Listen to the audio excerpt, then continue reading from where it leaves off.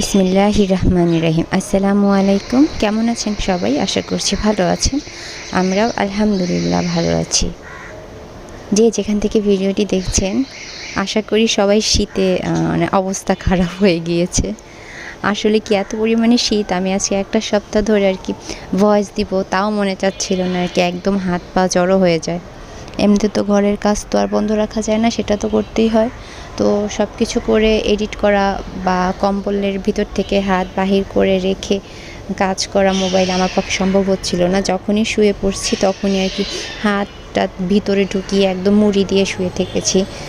মোবাইলে কাজ করার মতো কোনো এনার্জি ছিল না। শুধু কয়েকটা আপুর ভিডিও দেখেছি, তাদের ভিডিও না দেখলে আমার ভালো লাগে না। অনেক কাজ করতে করতে যখন বোরিং হয়ে যায় তখন আপুদের ভিডিও দেখলে না কিছুটা কাজ করার এনার্জি পাই। এটা সত্যি কথা, একদম সত্যি কথা। এটা আমি আমার নিজের ভিডিও দেখবে সেই আশায় কিন্তু আমি অনেকের ভিডিওই দেখি না, অনেকের ভিডিও আমি মন থেকেই দেখি, ভালো লেগেই দেখি। তো যাই হোক, শীতের মধ্যে সবাই চেষ্টা করবেন একটু, বিশেষ করে ছোটো বাচ্চাদেরকে একটু যত্নে রাখার। আমার যেহেতু দুটো ছোটো বাচ্চা আছে, মোটেই কান টুপি তারপরে মোজা পরতে চায় না, অনেক কষ্ট করে পড়াই। তো আমি কিন্তু ভিডিও রিলেটেড কোনো কথাই বলছি না। আমার হচ্ছে সেলাই মেশিনটা আমি সহজে আর ধরতে পারি না, যত্ন নিতে পারি না। তো মাঝে সাঝে একটু খুব মনে চায় আমি সেলাই মেশিনটা একটু বসি। আমার এই সেলাই মেশিনটা কিন্তু আমার অনেক শখের একটা জিনিস।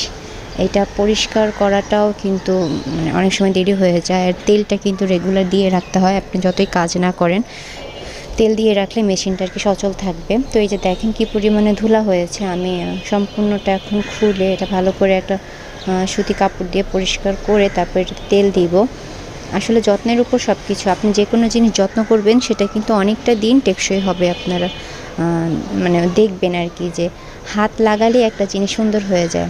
অনেক সময় অলসতার কারণে অনেক কিছু করতে মন চায় না, কিন্তু আপনি একবার করে দেখবেন। যেমন ঘর নোংরা থাকে, এখানে ধুলা সেখানে ধুলা, আপনি যদি একটু কষ্ট করে 1 ঘন্টা সময় ব্যয় করেন, দেখবেন যে আপনার নিজের কাছে শান্তি লাগবে, মনটাতে একটা শান্তি লাগবে। তো এই যে সেলাই মেশিনের এই পার্টসগুলোতে আমি আর কি তেল দিয়ে নিব, বিশেষ করে জয়েন্টে যে পার্টসগুলো ঘুরে আর কি। তো অনেক আপুরা হয়তো নতুন সেলাই মেশিন কিনেছেন, জানেন না যে কোথায় কোথায় তেল দিতে হয়। তো আমি আপনাদের জন্য দেখিয়ে দিচ্ছি। এই যে বিশেষ করে জয়েন্টগুলোতে, আর আপনি চাকাটা ঘুরাবেন, হাতলটা ঘুরালে দেখবেন কোন কোন জায়গাটা মুভ করে, ওই জায়গাটাতে আপনারা তেলটা লাগিয়ে দেবেন। একটু বেশি করেই লাগাই আমি, কারণ হচ্ছে আমার আবার সহজে ধরা হবে না। এই সেলাই মেশিনটার পিছনে আমার অনেক গল্প আছে, আপনাদের সাথে ভাবতেছিলাম শেয়ার করব। তো আজকে শেয়ার করেই ফেলি। আমি যখন আর কি মেট্রিক পরীক্ষা দিই তখন আম্মু আমাকে এক জায়গায় সেলাই কাজ করতে পাঠায়, কিন্তু আমি কোনোভাবেই ওইখানে আর কি নিজের মন থেকে যাইনি, শেখার একটা আগ্রহ ছিল না।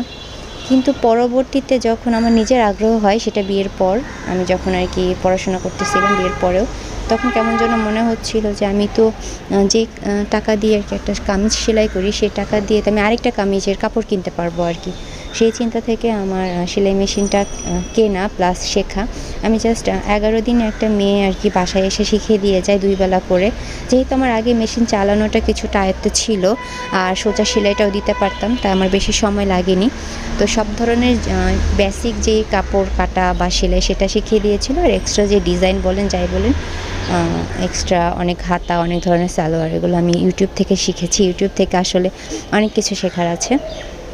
তো এটা আমি দেখতে পাচ্ছেন কোন কোন জায়গায় তেলগুলো দিয়ে দিচ্ছি। আপনারা যখন মেশিনে তেল দিবেন এই সব জায়গাগুলো পরিষ্কার রাখার চেষ্টা করবেন, প্লাস তেল দিয়ে ভালো রাখবেন। আপনি কাজ না করলেও মাসে অন্তত একবার তেলটা দেওয়ার চেষ্টা করবেন। তো এই তো কথায় আছে না, ইচ্ছা থাকলে উপায় হয়। আমার মা আমাকে জোর করে পাঠিয়েছে, কিন্তু আমার কিন্তু তখন 1.5 মাস আমি গিয়েছিলাম শিখতে, কিন্তু আমি কিছুটাই শিখতে পারিনি। জাস্ট একটু সোজা সেলাইটা শিখেছি আর হচ্ছে মেশিন চালানোটা। আর যখন নিজের আগ্রহ হয় তখন আমি জাস্ট 11 দিনে মেশিন কিনেও ফেলি, শিখেও ফেলি। মেশিন কিনতে গিয়েছি আমি ববিন কেসে সুতা লাগাতে পারিনি, তখন ওই মেশিন যারা বিক্রি করতেছে তারা বলতেছে আপনি তো সুতাটাই লাগাইতে পারেন না, আপনি কিভাবে কাজ করবেন। তো আমার তখন খুব রাগ হয়েছিল, আমি পারবো না দেখে কি হয়েছে, অবশ্যই চেষ্টা করলে শিখে যাব।